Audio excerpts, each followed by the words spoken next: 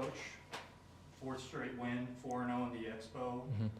Just talk about these last two stretches and what you've really seen as far as progress from the team. Yeah, I see that we have persistence, resilient, being able to come back from, I think we're down 23 early on in the first half, but be able to come back shows a lot of guts. So it's been fun. The Expo, the energy's been there. They've helped us with some of the downs we've had during the games. They brought the energy, but it's been a good test for our squad. Being at home, being able to, withstand, being down, coming back. Both games against Delaware, we were down. Especially last game, we were down 7 with 3 minutes to go. Today, we're down 20. So tells you a lot about the team.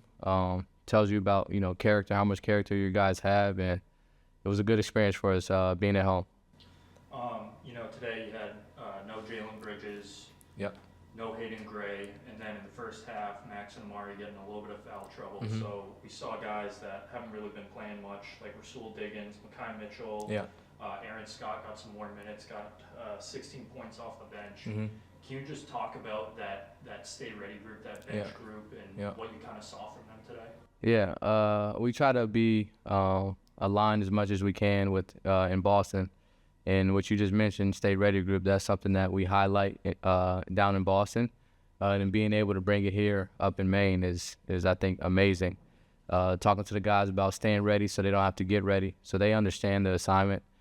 Being able to come in yesterday, right, and a lot of guys, the top guys, didn't practice it much, but Aaron Scott practiced, Steph practiced, Rasul practiced, Makai practiced, which got them ready for this moment. You never know when your name's going to get called, so you got to prepare every game like you're going to start.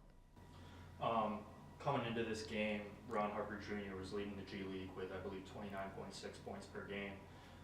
Can you just kind of talk about his growth from like this off season to this point where you're actually seeing him have that kind of takeover role? It's more of a mindset for him. I think talent-wise, he's an NBA player, but that next step for him is it's a mental game to where you understand what the game needs. Today he was, they were top blocking, they were physical with him. They didn't want him to get his shot off, so I just told him to be patient, right? Your time's gonna come throughout a game. Defenses can't be physical with you the whole game, but yeah, I think for him it's just more the mental side. But he has the talent. He is an NBA player.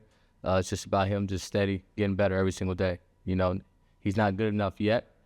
That's why he's in the G League. But I think he's been proving it on a daily basis since he's been here. 7 games, I believe he's played 6, so him averaging damn near 30 points tells you a lot about it. Cam Warrens, again, has a great performance off the bench, 22 points, 5 for 8 from 3, and really had like that final push in the fourth quarter to secure this win. Yeah. Can you just talk about what you've seen from him, not only on the court in games, but in practice and with the team? Yeah, and that's, for me, I think Cam is a starter. He could play big-time minutes as a starter, but I like his energy off the bench. We didn't have it to start. We got down early, but as you can see, he brought it.